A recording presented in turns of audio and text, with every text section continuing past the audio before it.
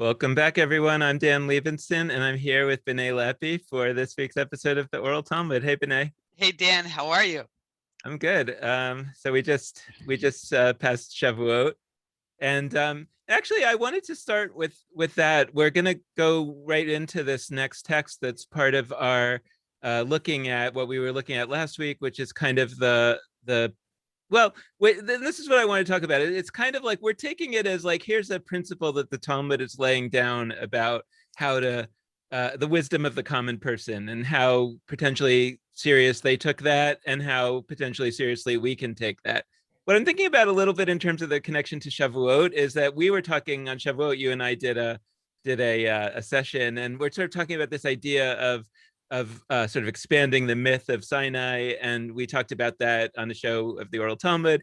And I was just sort of thinking, like, there's a certain element which I'm conscious of that when we look at these texts, are we creating a new myth here? You know, in other words, when we say, "Hey, the rabbis have laid down this principle of look to the common person," but really there are only a couple of cases in the Talmud where that happens, and you could narrow those cases to say it's only a very particular case, you know.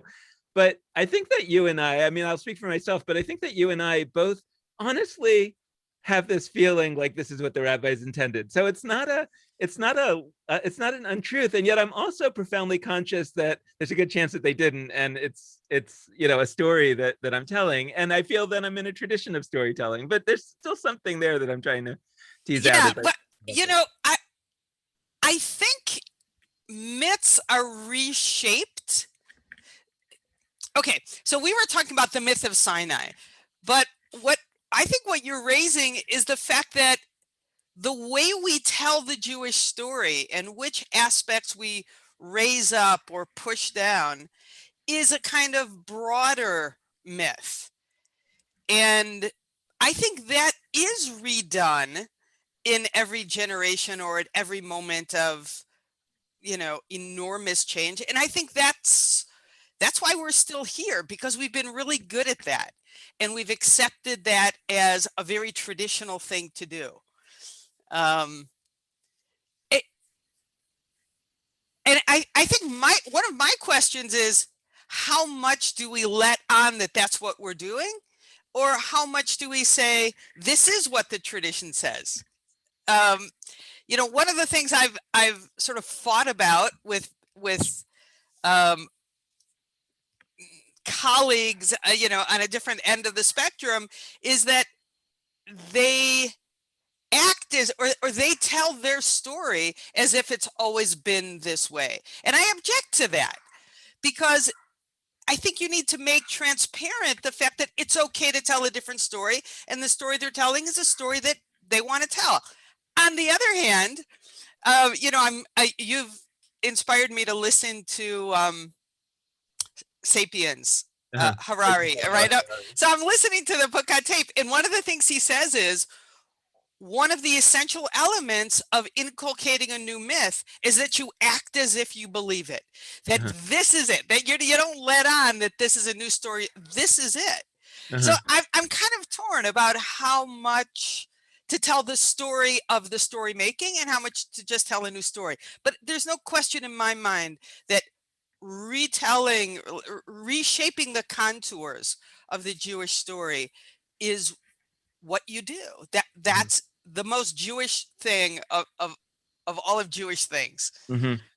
Well, it's funny because this show is kind of it's kind of occupying this weird kind of middle ground where for these conversations we're having them as if everybody who potentially might ever watch this or listen to it is like part of the in crowd, part of the folks who really are able to say things very explicitly because we're all talking to each other. And we've said that that's what the rabbis were like, and they internally they understood that they were having this kind of meta conversation, and they were even writing it down because they knew that nobody else could read, so it wasn't a problem to even write it down.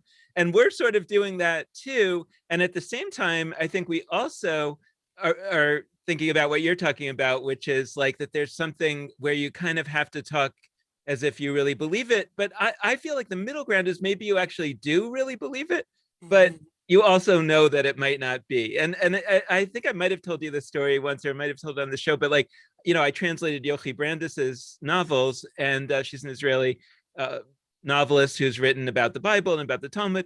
And I have been developing this novel idea that I might want to write one day, and it's about Hillel the Elder, of Hillel and Shammai fame. And I remember saying to Yochi, like, I had these various story ideas that came to me, and over time, as I was like working them through, including, by the way, one that was just in Daf Yomi, the daily Talmud reading this past week, which is that famous story about Hillel going up on the roof of Shemaiah and Abtalion's house of study. And we're going to read a little bit about Shemaiah and Abtalion today. And they were kind of Hillel's teachers.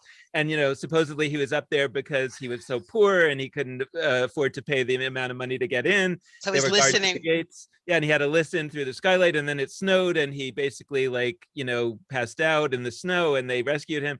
And in my story, like, he's not there because he's poor. He's there because he's spying on them. And there's a whole, element to it. And I said to Yochi, like, the more I think about this, like, the more I actually feel like it's true. Like, I think that, like, I have this feeling that I actually know what really happened, And she said, yeah, that's how it always is. When you write a novel, you start to think that your story is true. And I actually think that's a serious point. I think that there's some way in which we can actually hold both of those ideas at the same time. And I wonder, it would be interesting to have this conversation with Harari, and maybe we could get him on. I doubt it, but and to have this conversation that says, is it possible in a more advanced society, let's say, to know that some of these stories that he writes about government, money, whatever they are, that they're both fictions, and also we act as if they're true, and somehow that can work.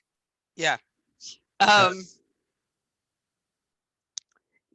and it's not that they're not true. Mm-hmm. They're just not right. They're just not necessarily factual. I can't remember who said this, and I just came across this quote the other day. It might have been in Andrew Raymer's book, that someone said, art is the lie that tells the truth, or something like that. Right? It's the same thing. Mm-hmm. It's not that art isn't real. Mm-hmm. Right? It's pointing to something bigger. I think myth it works the same way, and you're not lying when you say, I believe this. Right. You say, I believe this is a way for us to think about something bigger that's better told in a story than straightforward. Well, for sure, it's better told in a story, and that's one piece of it. And the other piece of it is the thing that we're going to focus on from the story. In what way is it true, I guess, is the question. And that's what I wanted to lay out before we get back into the subject of the common person's wisdom, because I think I would like to take this principle and really blow it out and say, there's so many things changing. We just had the Pew study. There's all kinds of things that the Pew study of Jewish Americans says that Jews are out there doing. And I want to really blow that idea out and say, hey, we've got this source. We've got this ancient source in the Talmud that says the wisdom of the common person is actually a significant source of Jewish law and Jewish practice. And yet I'm also conscious of the fact that this principle is not like found everywhere in the Talmud, at least not explicitly. It's found in a few places, and you could narrow the cases and say this is only in a very particular case. So I'm conscious of both elements. But I think the fact that something is only found in a few places in the Talmud is just an indication of the sources of the idea. But those ideas, those concepts are pervasive in Jewish jurisprudence. That you see them over and over and over. So I don't think we're cherry picking and saying, oh, well, the idea of go see what the people are doing only appears here, here, and here. Those are the sources of the concept, but they're all over the place. Okay, well, maybe that's a good transition into the text, because last week we saw and I don't know if it's the one place in the Talmud, maybe there are two places in the Talmud, I think, where this particular phrase is used, Pukhaze Mayama Davar, which is shortened to Pukhaze, which means kind of go and see what the people are doing, go and see. But today we're going to look at a text that is exactly the same. it just doesn't use the term pukaze. So that's one version of, and how many texts like that are there where it's explicit but not stated? And then how many other cases are there where it's clear that this is what's driving the decision, but it's not, it's less explicit in the story. Yeah. You know what came up for me as you were talking? The idea of legal scholars, sages, being unsure of what God wants us to do and saying, well, let's see what the people are doing. It's an expression of such humility. I think stunning humility and stunning trust in people. And I think it reflects their willingness to have the future be very different, and the unrecognizable future. It's going to be different from what they think, or else they would make it what they do. But they don't make it what they do. Right. They say, let's make it what they're doing already. It's sort of like, the future is already here. It's just not evenly distributed. They're saying, let's look at the future that's already here, where it is distributed. That is what it's going to be. I just think it's a stunning way to be an option 3 leader. I think that really names what you need to be able to do to be a leader in a time of shift. Anyway. Great. Okay, well, let's jump into this text and look at it. So this is a relatively long text for 2 relatively short ideas that we're going to look at. But like last week, I wanted to give the context just so that people could understand a little bit more what this is all about, at least formally, and also see how the Talmud really, doesn't always, people know it doesn't always sort of stick directly to the topic at hand, but it's also not disconnected from the topic at hand. So it's helpful to see it a little bit in context. So we're looking at the tractate called Pesachim, which is about the laws of Pesach, although, the more and more that I study the Talmud, every day, I realize that a lot of these tractates are either not really so much about the topic that they claim to be about, or they are, but they're very, very, very specific topic. So this tractate Pesachim is basically mostly about burning the chametz, and the Paschal lamb sacrifice. That's all. Everything else about Pesach is either not there at all, or very, very, in a very small way, is there. I know. I think every tractate really ought to be called things I thought, unrelated things I thought of while we were supposed to be talking about. And then the name of the Masachet. I mean, but the other piece of it, about it is that it's like because we spent so much time talking about the things that we thought of while we were thinking about the thing that we were right, that we ran out of time, so we're actually not going to talk about this thing either. So it ends up being like, so we talked about two elements of this 5,000 element thing, and we talked about them at great length, and we talked about a bunch of other things. Now we're moving on to the next topic. It's kind of like our show. So Psachim 65b it's building on this Mishnah, as the Talmud always says, which I didn't quote in very large part here, but the question is that these are the matters related to the Paschal lamb sacrifice that override Shabbat. So basically the question is like, what if the Passover is on Shabbat? Can you still sacrifice a Paschal lamb, which are various actions that normally you wouldn't be allowed to do on Shabbat? So what can you do on Shabbat with regard to the Paschal lamb if Passover is on Shabbat? That's fundamentally the question. I didn't keep what you can do here. But in the translation, but basically, Rabbi Akiva states a principle. This is still in the Mishnah. Any prohibited labor required for the offering of the sacrifice that can be performed on the eve of Shabbat does not override Shabbat. Slaughter, which can be performed on the eve of Shabbat, overrides. Cannot be. Slaughter, which cannot be performed on the eve of Shabbat, overrides Shabbat. Now, the eve of Shabbat, they don't mean Friday night; they mean Friday during the day, right? So the point, because of course Friday night is already Shabbat.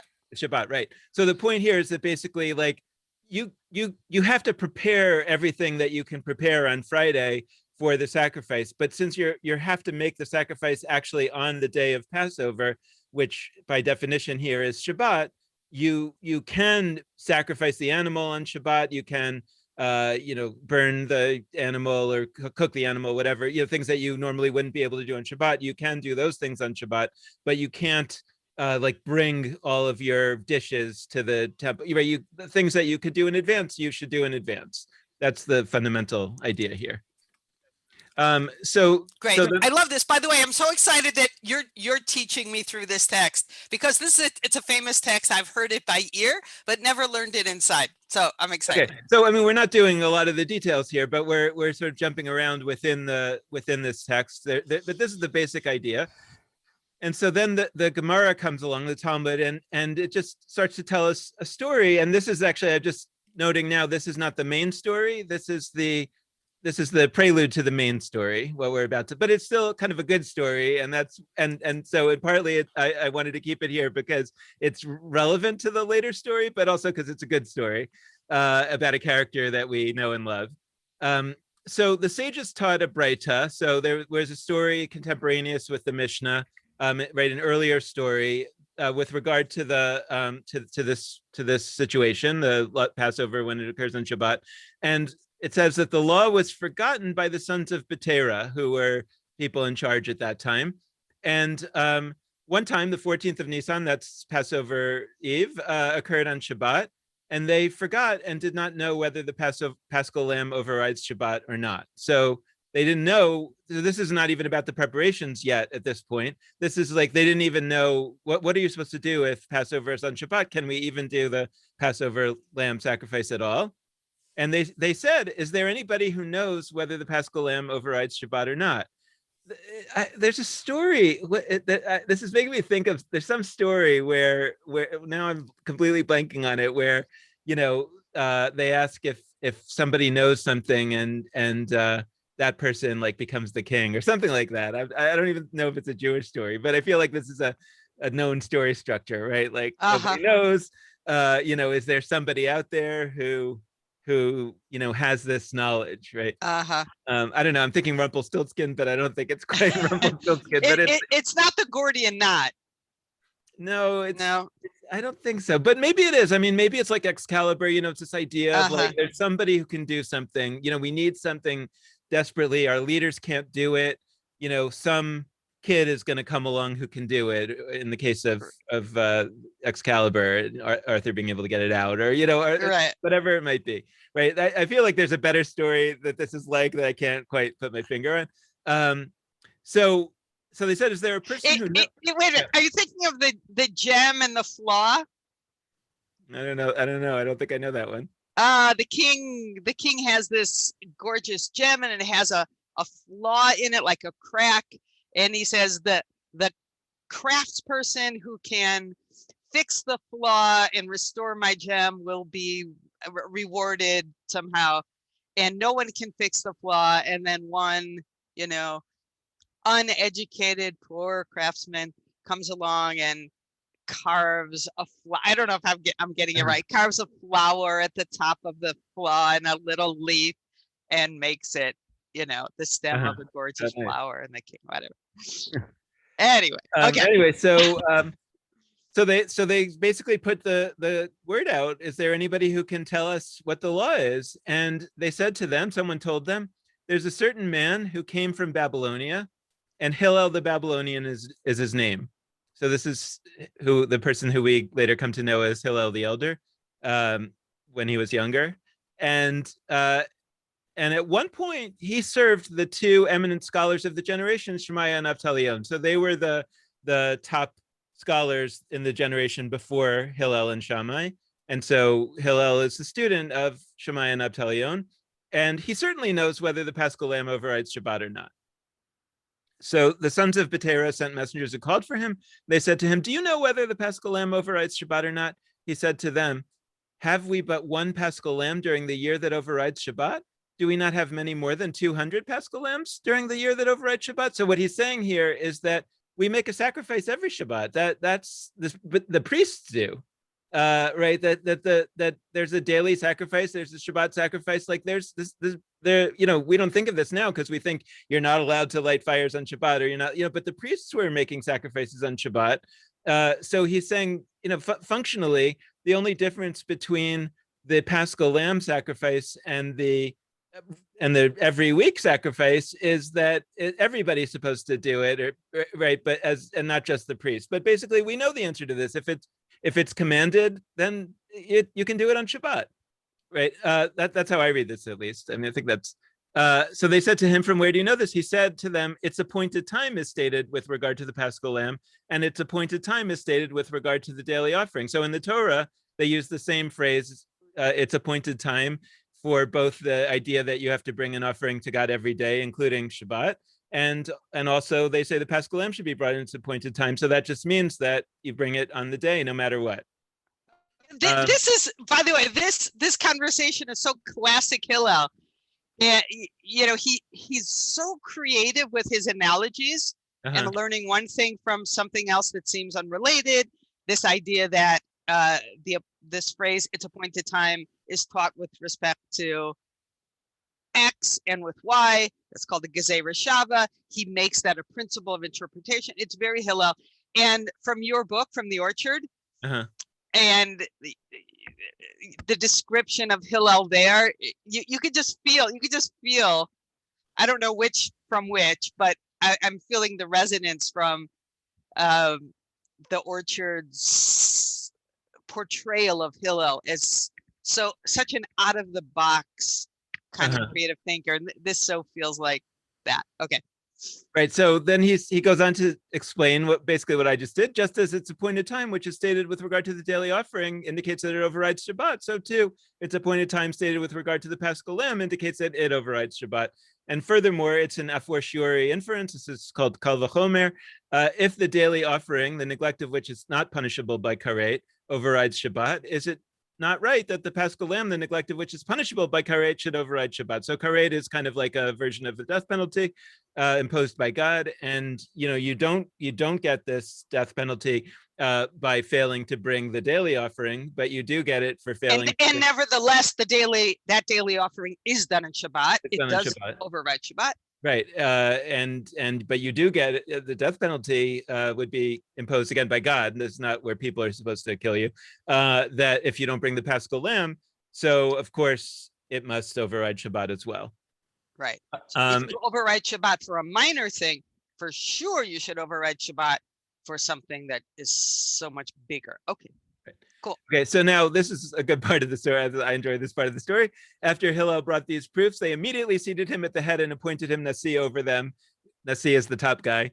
And he expounded the laws of Passover the entire day. So, again, like this is where it's at the tip of my tongue, but there's some story where, the common person, and he's not common in this, he's a student of the great rabbis, but he wasn't anyone. He was the Babylonian, by which I think they mean, the immigrant, the nobody. They didn't have a high opinion of Babylonians at that time. Remember, this is a time where the temple is still standing. So this is a time where clearly the land of Israel Jews are the superior ones, and the Babylonians are these, kind of, like in the exile, why didn't they come back? Who cares about them? The schleppers. Right. So the idea that they appoint a Babylonian, it's as if, I don't know, Israel would all of a sudden elect a Canadian to be the prime minister. I mean, not that there's anything wrong with Canadians. It's just like not somebody that they're used to get contact that much with. Anyway, so so all of a sudden they appoint him the head. And he spends the rest of the day talking about Passover. And in the course of his teaching, he began rebuking them with words. In other words, he started to basically, because and again, I think picture the scene, like he's this kind of guy from the boondocks, like that, like this yokel, right, from Babylonia, and they put him in charge because he kind of knew this one answer, and then he starts teaching, and either he sees that they actually don't know a lot of things, or he's getting full of himself. For some reason, he's starting to really get into it, and he's yelling at them and telling them, like, what is wrong with you people? Why don't you know these things? You know what I'm feeling as you're saying this? I'll here's a possibility. He was rebuking them not because they didn't know the answer, but because they were too afraid to create a new answer. They were too afraid to sort of take a stand using, something that may not necessarily have applied directly to that thing. In other words, they weren't being creative, or I don't know, something like that.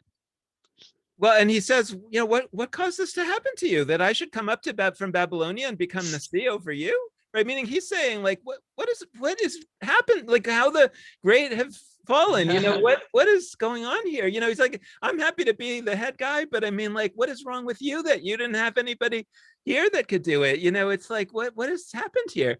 And he says it was the laziness in you that you did not serve the two most eminent scholars of the generation, Shemaiah and Abtalion. So basically, right, I had these great teachers, I learned from them, and then I went back to Babylonia. You've been here the whole time, you had access to them, and you just didn't listen to them. They knew the answers to these things, and you don't. That just means that you didn't try. This is a terrible, right? And whatever is going on here, he's just sort of stunned and angry that he has to be in this position, because apparently nobody local can do it. By the way, I also think it's like a good little introduction here. We haven't talked about Shemaiah and Abtalion before, so just to know those names, and that these are Hillel's and Shammai's teachers, and we can see them briefly in Pirkei Avot. I think that when you read I think when I've read, so I didn't read these in preparation for today, but if I'm recalling correctly, at least Avtalion and maybe both of them are thought to be converts in like descriptions of the sages, and that also is an interesting little tidbit. I mean, something more to talk about at some point. Absolutely. So okay, so they said he's rebuking them and angry at them and yelling at them. So they said to him, our teacher, if one forgot and did not bring a knife on the eve of Shabbat and cannot slaughter the Paschal lamb, what is the law? Okay, so here, this is the situation where we're now back to Hillel, to Akiva's statement that we looked at in the Mishnah, right? Because what they're talking about here is, okay, so we get it that we can slaughter the lamb on Shabbat, but what if we just don't have a knife? Because we forgot to bring a knife, but bringing a knife is preparation. And Akiva says that preparation you're supposed to do before Shabbat, and the only things that you're allowed to do on Shabbat are the actual slaughtering and what has to happen after the slaughtering, like the cooking and whatnot. So you can't, if you didn't bring a knife, it seems like maybe you're out of luck because you didn't prepare. That's the case, again, as I understand it, it's being described here. And Hillel said, just keep in mind, by the way, these people seem to have forgotten all the laws of the Paschal lamb, whether it can even override Shabbat at all. So all the more so they don't know the law of what if you forgot to bring the preparatory items. So Hillel says to them here, after he's just finished haranguing them for not listening enough to Shemaiah and Avtalion, right? He says, I once heard this halacha from my teachers, but I've forgotten it. Right, exactly the situation that he just got angry at them for. But leave it to the Jewish people. If they are not prophets, they are the sons of prophets. So this is the analogy here of that Pukaze statement, right? He's saying, look, I don't. Here's the case, right? Nobody remembered this particular law. You found me that I did know this law, and then you made me the Nasi. Now we've gotten to another law where you don't remember, I don't remember. Interestingly, he doesn't say, maybe there's somebody else out there who remembered. I don't know, like he doesn't want to give up his job now, because ostensibly if there's somebody out there, another student that remembers, he would have to make him the Nasi. So, but anyway, putting that to the side, he says, since I don't remember, obviously nobody else can possibly remember. So what we should do is go check to see what the people are doing, because they are, how do you read, like if they're not prophets, they're sons of prophets, like they're somehow the spirit of prophecy is in them. Yeah. So right now I'm sort of doing the math, and now I'm realizing that this idea that the people, the average everyday person, is like 1 inch away from being a prophet, is essentially a prophet. It's a little bit. The prophet knows what God wants. That's right. A prophet knows what God wants, and that's what Hillel's saying. He's saying the people know what God wants. Okay, they're not exactly prophets, but they're prophet adjacent. Like, what is a prophet adjacent? You either are or you aren't. I mean, either God talks to you or God doesn't talk to you. But still, he's saying they're as if. They're as if prophets. That's just an enormous, it's a beautiful statement. And I think this must be, doing the chronology, this must be the underlying principle which makes Pukhaze reasonable, right? You have to believe, first of all, that people are doing the right thing. They're living out God's will as if God had told them directly. Before you can imagine that if you go and observe what they're doing, you can trust what they're doing is right. Right. Right. Because just to explain what you're saying chronologically, this story takes place while the Second Temple is still standing. The story that we looked at last week, where one of the people says, Pukhaze, go out and see what the people are doing. That is sort of like probably 300 years later, something like that. Exactly. So I never, did the chronology math.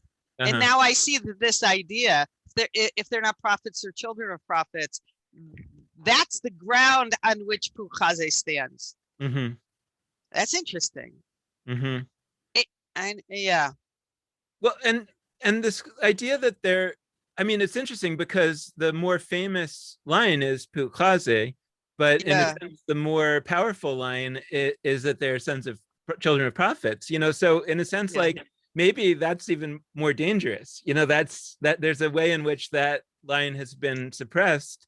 It's suppressed in an interesting way, right? It's suppressed by saying we're gonna develop an analogous concept, but we're gonna make it a little weaker, and we're gonna give it a sexier name, that you can remember in 2 words. But we're gonna soften this. As opposed to if we rejected it out completely, then you would say, no, we have this principle. You can't just take this power away from the people. Whereas this is a move that sort of allows you to, give a nod to this power, but limited. And what we were talking about last week, that arguably, or people would argue that Pukhaze is limited to a very particular case where we don't know what the law is, and et cetera, et cetera. So, but the idea that the people are children of prophets and know what God wants is a much stronger form of that idea. For sure. And I still think that go out and see what the people are doing operates in all sorts of categories, not just when there's a disagreement about the law. No. Yeah. I do too. I'm just articulating the other side that would try to limit this. But it's interesting to think about that, whether even in its initial use, the term Pukhaze was an attempt to replace this principle of the people are, if they're not prophets, they're children of prophets, with a softer version that at least gives you a little bit more leeway in terms of, if you're an authority figure, you want to, that's a very dangerous idea that the people know best, right? You know what else just occurred to me? We learned the Oven of Achnai story, which is the snapshot, in my understanding, of the moment when the rabbis say once and for all, prophecy is over. We're not running our society by, waiting to see who woke up and said, God talked to me in a dream and this is what we should do. And I wonder if the concept of Pukhaze, which I think stands on this principle that if we're not prophets, we're all children of prophets. So we're prophets light, was also because the rabbis really, post-temple, they really wanted to do away with not prophecy, but our obligation to follow prophecy. It's not that they said prophecy was over. They said, we're just not going to listen to it. We're not going to make our rules based on prophecy. So could be that this idea that articulates something about prophets and portrays people as prophets-like was just too dangerous. I think that this sounds like what you're saying. Yeah, or it's confusing because it could be that the idea of prophecy is too dangerous. I was thinking of Oven of Achnai in a different way, which is more the majority rules idea where they say, basically the majority of the rabbis thought one way and Rabbi Eliezer thought a different way, and go with the majority, which is a misquotation of the Torah, as we covered in that. But here, if you say that the people are children of prophets, and if you go out and you see that the majority of people are doing it one way and the majority of rabbis are saying a different way, arguably you go with the majority of people, right? And that's a very dangerous and scary idea for the rabbis, for those in power. And the question is whether they're kind of affirming that with this story and saying, yeah, actually, you would go with the majority of the people if they were conducting themselves in a way that wasn't in accord with what we think. And I think I mentioned it last week, there are other phrases in the Talmud, like you shouldn't enact a law upon the people that they can't or won't stand up to, won't observe. So, there is evidence to say that the rabbis might have been sympathetic to this idea that at the end of the day, what the people do is definitional of what you're supposed to do. But that's also obviously a perspective that would diminish their power. For sure. I think that's what's so stunning about it. They are willing to diminish their power. Uh-huh. Because I think they recognize, and I'm just thinking about today, thinking about my students, I'm thinking about the things that they're clued into that I'm not clued into. Right. And, how I have to listen to them. And, they're saying things I wouldn't say. They're creating a world that I never imagined. Right. And, Right. Absolutely. Absolutely. So the and the point that, I know that I'm a little bit of a broken record on this point, but to the extent that the rabbis in writing the Talmud, they knew that the people weren't ever going to read the Talmud. In their mind, the people were never going to read the Talmud. So if you had a concept that you should go and see what the people are doing, that would be a relatively easy concept to use selectively, because when it helps you, then you say, oh, we have this source that says look and see what the people are doing. When it doesn't help you, we have other sources that say the rabbi's authority, it governs. Once you get to a situation like we are in now, where the people can read the Talmud, then it's an interesting conundrum, because on the one hand you could say, the people got the secret knowledge, we can't control them anymore, that's bad. Or you could say, that at the point at which that happens, that is itself part of the definitional reason why it's a new era of Judaism. And once the people are capable of reading the Talmud and understanding it and having the wisdom to think about it and want to study and want to think about it, etc., then you say, well, now the people have actually transcended their, riffraffness, the sort of a lowly sense of the people as just the people, and now the people are basically all rabbis. And so if it was true, so now another kal vachomer fortiori kind of inference, if the people, if in the time when the people were just, country bumpkins, that we still had this principle that we go out and look to see what the people are doing, and that's what the law is. All the more so when the people are not country bumpkins, but if they're not rabbis, they're the children of rabbis, right? And so in other words, they're rabbi-like. And that becomes so then even if you didn't take the position that Pukazi is throughout the Talmud an important principle, you could still say that in our time, Pukazi kind of evolves into this new idea that it really is the majority. So therefore, especially if it's like a lot of Svara students who are already demonstrating that they care and that they're engaged and that they're learning, etc., and if they have practices or points of view that are different from ours, we better take that very, very, very seriously. Yeah, you're raising for me the question of whether access and enfranchisement and the folks on the margins, being at the table makes their minhag, makes their behaviors even more reliable. Probably so, as opposed to, the story. It's not a story. When well, I heard it as a story. The idea that when there is an uncertainty about what a letter is in a scroll or right on a text, what do?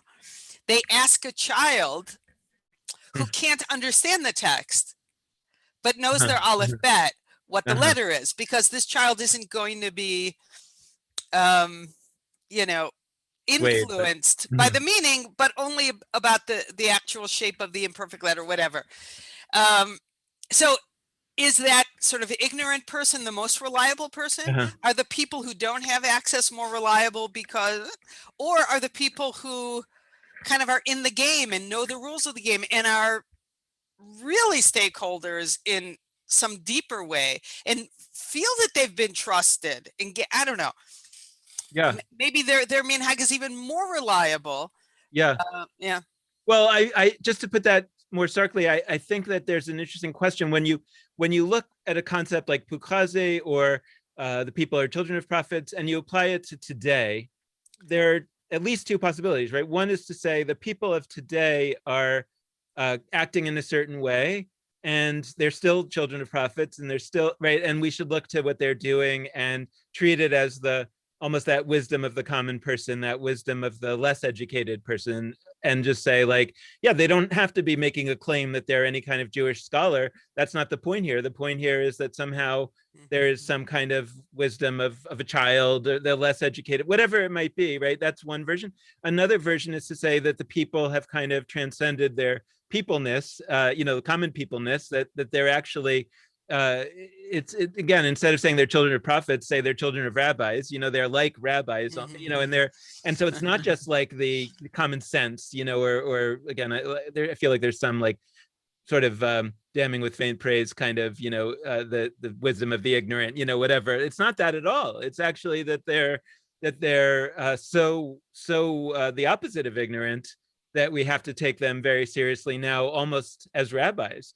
And if it turns out that, and either way, if, for example, I'm thinking about the Pew study and showing, for example, how many younger people are intermarrying. And you say, well, does that, are we living in a world where intermarriage is wrong and the majority of people are doing it? Or are we living in a world that might say the majority of people are doing it, so therefore it can't be wrong? And we have to re-understand various concepts in order to make it right, or to understand what it is, right? It's things like that. And so I feel like a demographic study like the Pew study, as flawed as it may be in the, if it's, the truth is that the Pew study is designed not to show the most radical things. So if the Pew study shows certain radical things, of course we should understand that that really is the practice of the people in the marketplace, and we should take that very seriously. Absolutely. And you're reminding me that there is the rabbis of the Talmud are the most radical, right? The Talmud is this record of this most radical read of how we should figure out what God wants of us. And as the years go on, you start seeing in Jewish law the fears of, if we're, oh my God, if we act that radically, if we empower the people and really like take their behavior as what God wants, well, oh my God, what's going to happen? And so you see in post-Talmudic jurisprudence a new idea come about, and that's the idea of minhag garua, which means a misguided and ignorant custom, a custom that we shouldn't follow. We've gone out and we've pukazed, we've gone out to see what the people are doing, and we don't like it. And there's this idea that some of these customs that they're doing, we should label as bad. And we should say, no, we disqualify that data. And what's really interesting is to look back on what the post-Talmudic rabbis identified as a minhag garua, like a horrible custom that they really wanted to stamp out. One famous example is tashlich. Right. So tashlich is, the custom that the people came up with that there is a ritual somewhere between Rosh Hashanah and Yom Kippur where you physically enact a symbolic ridding oneself of one's sins by tossing bread into a moving body of water. And the rabbis hated this custom because for the rabbis, this was a kind of easy way out. They were afraid that people were not going to do tshuva and were not going to really get serious about changing, but go, okay, well, I can just toss my Wonder Bread in the canal and I'll be good to go and I won't really have to do the hard work. And I don't think that's happened. Mm-hmm. I don't think people misuse tashlich that way. And on the contrary, it's become, one of the highlights. I think it's a gorgeous custom.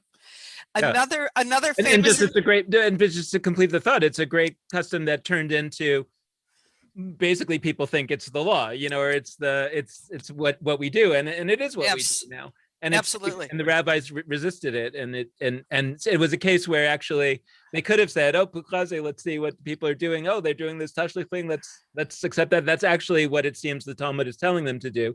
That's but instead, right. they said, "No, the people are doing this bad custom. We're not going to give it any credence." And nevertheless, it won. It won out. Exactly. And another famous example of one of these customs, Kaddish. Mm. The rabbis hated Kaddish. The people invented Kaddish as a kind of magical way to lift up the soul of their beloved person who died, to ensure that, my father, my mother, my child has an aliyah to heaven, that these words are going to help that person's soul while they're in this 12-month period of, sort of purgatory, or not sure where their soul is going to go. And the rabbis hated that because the rabbis were like, no, there's nothing you can do to affect the destiny of someone who lived their life as a mamzer, like a no goodnik. If they live the life as a no goodnik, right? ... Right. And yet, look at Kaddish made it, and Kaddish, it turns out, is it's P.S. It's still a minhag, it's still a custom, it's not a halacha, but there isn't a rabbi who will tell you that, because the rabbis now realize this is a really powerful tradition that brings, children back into community, and which honors the dead, and so on and so forth. So right. So the labeling of, oh, this custom is awful has also a very checkered history.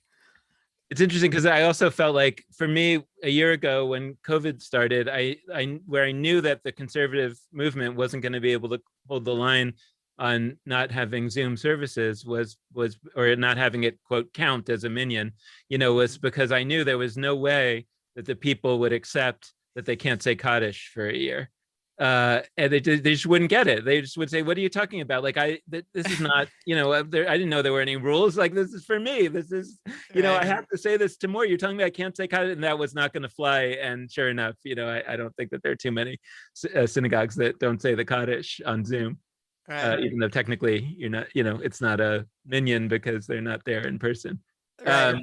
Anyway, so okay, so yeah, so I think there, and so just to close the loop there, it's not only within the Talmud, but post-Talmud, we see a lot of cases where functionally what's going on is that the people's wisdom is what's determining the law, even if it's not officially called the law, but it's until it is. It functionally it is, and everybody acts as if it is, and probably thinks that it is, even in the case of Kaddish, even probably a lot of rabbis don't really know that it's not a law.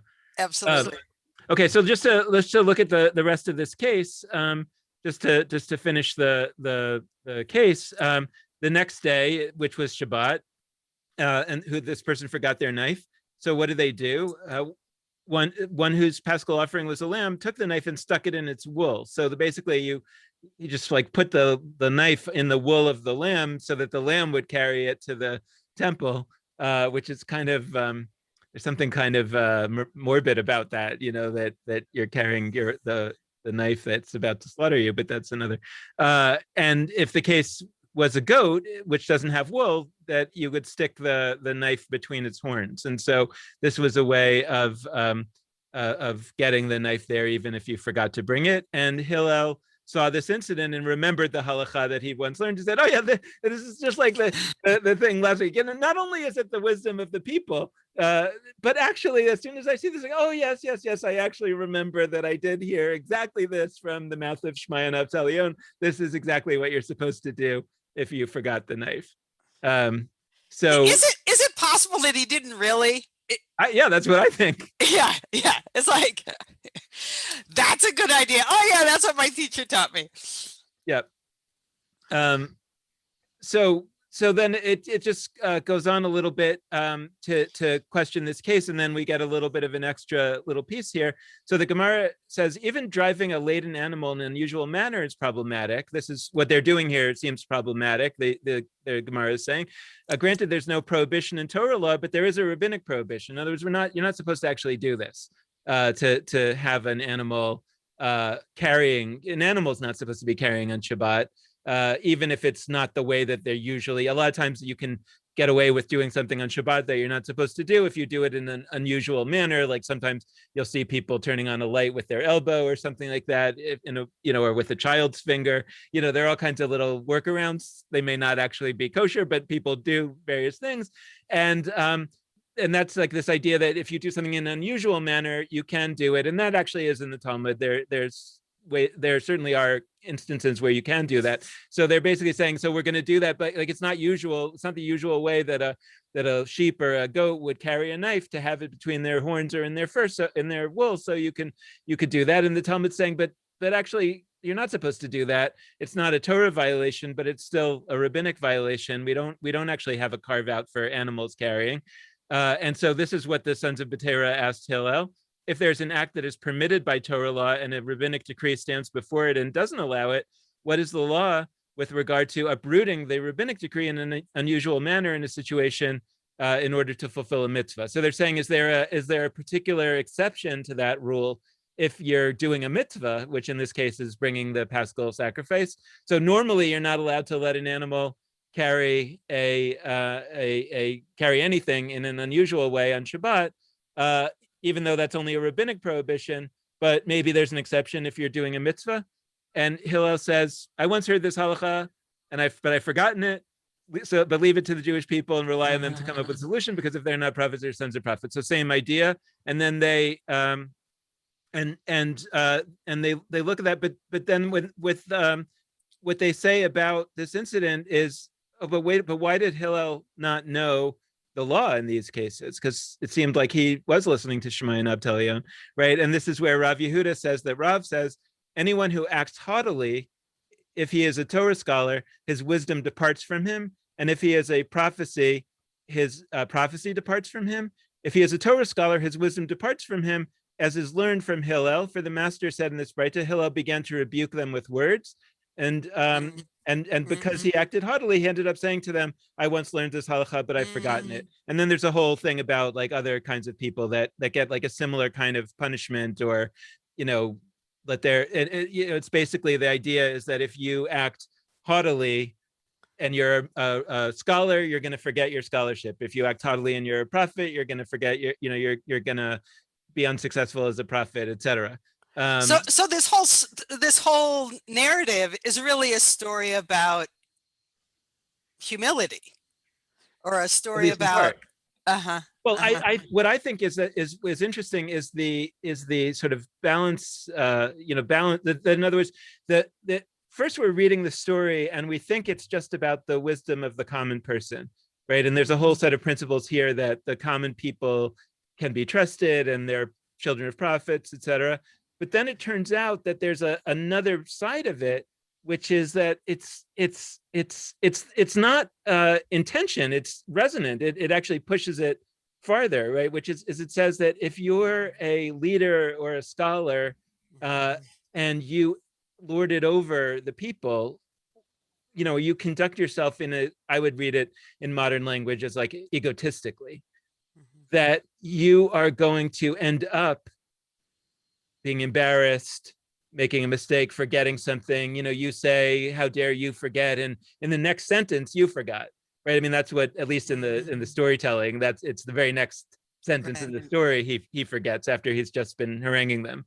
And it feels to me like it's interesting to see the pairing of those. And so it's not only that, and now you could also limit the case and say, well, it's only a certain case where the leader is acting haughtily and then forgets, and then you can trust the people. But you can also see it as a broader statement, I think, that says, leaders shouldn't act egotistically and people shouldn't be overly humble, let's say, right? Leaders should be more humble and people should be less humble, something like that, right? And that if they don't behave that way, the karma god, whatever, right? In other words, the tables will turn, and if a leader tries to be egotistical, eventually they'll be brought down, and it's the wisdom of the people that's going to end up carrying the day and solving the, so that feels to me like very relevant, especially again in our time, where I would say the people are even wiser than they ever were in history. But some leaders, I think, are probably more egotistical than they've ever been in history, which is not a proper pairing. But it's not an accident. I think when, right, in times of enormous change, when a whole new, formerly disenfranchised group of people are in on the game, they're coming up with new practices and new ideas and new values that are going to be very threatening to those formerly and currently, in formal power. And it makes sense that it's a natural but unfortunate tendency for those in power to kind of lock down and get, like haughty and be unable to really hear the wisdom in what's bubbling up. Not just forget their own Torah, but forget the place where Torah comes, lose access to the place that where Torah comes from, which ultimately is svara, which has to do with being in intimate contact with people different from you. That's a very interesting. I like that take that it's the forgetting, in a sense, the haughtiness. It's not, the forgetting is not a punishment for the haughtiness. The haughtiness is itself the cause of the forgetting of the Torah, because where the Torah really comes from is svara, right? Where the Torah really comes from is a deep sense of morality, and that is not in accord with egotistical thinking and egotistical behavior. And so at the point that it becomes about you and your ego, by definition, you've lost the anchor of where the Torah is. And even if, like, again, this story is a metaphor, so it's like specifically stated he forgot his Torah. But I mean, the point is, I think that you don't have to say it. You've forgotten it just by being egotistical. And at that point, no longer should be followed. And, if there's nobody around that's not egotistical to follow, then you go with the common people. Yeah. I like that. That's good. It brings me back to what you were saying about the minhag garua, the rabbis who were saying that the peoples, whether it's Kaddish or also I've heard this about Kol Nidre and Tashlich and all these. And by the way, these are some of the, like you were saying, like these are some of the practices that to this day remain the people's favorites, right? The ones that the people, if they don't love them, they think of them as the most serious, like Kol Nidre. People, I think that that's the point of Yom Kippur. It's like, why are we surprised at that? They came out of deep human need. Our needs are essentially the same. Human beings at whatever time, right? So this came out of people's real lived life experience. That's what Sfar is about. So I think that was what was underneath the rabbi's sense that we could trust the people, because what they're coming up with isn't from their heads, it's from their deep needs and lives. Right. And so if so so in a sense, those stories, which are more recent stories about the origins of Tashlich and Kol Nidre and Kaddish and all kinds, and those are a few hundred years old at this point.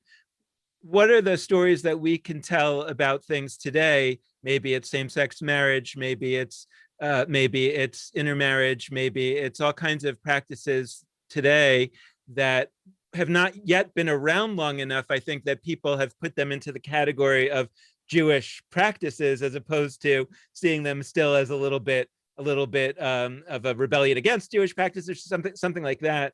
And but eventually they will get to the stage of these are Jewish practices. We have rituals for them. There's a right way to intermarry Jewishly, right? There's a right way to conduct the ceremony. We have, we recently had a conversation with one of your students, Becky Silverstein, and he said that something about, they're doing this trans halachic project in Svara, and we talked to Becky Silverstein and Lainey Solomon, and Becky said something like, it's really great when you have a ritual for something and it's very comforting to receive it on a PDF. I forget exactly how he put it, but it was something along those lines. And it's like some of these tashlichs of tomorrow are not yet on a PDF, but they will be. And go ahead. No, and I was just gonna say, and when we look back on those things at their time when they were in a similar status, and what we see was that the rabbis were resisting them, saying that they were bad or silly. And in the end, they're the ones who, emperor had no clothes, right? They're the ones who we look at and say, oh, why were they even fighting that? That's actually a very beautiful custom. At the end of the day, like that's the same story that we just read in the Talmud, and we're repeating it again and again. And when we look at something like the Pew Study and various ways in which people's response to what the Jews out there are doing is to like resist it and condemn it, as opposed to, like I think of it as like steering into the skid, which I don't like. I think I mentioned this before. I don't exactly know what that means, actually, but like, I know it means like don't fight it, but ride it and do something good with it. That would be a different attitude, and seems to be absolutely. It's like you're onto something when you've been recognized as a minhag garua, right? Yeah. Like that's it's like look who thinks he's dust and ashes a little bit.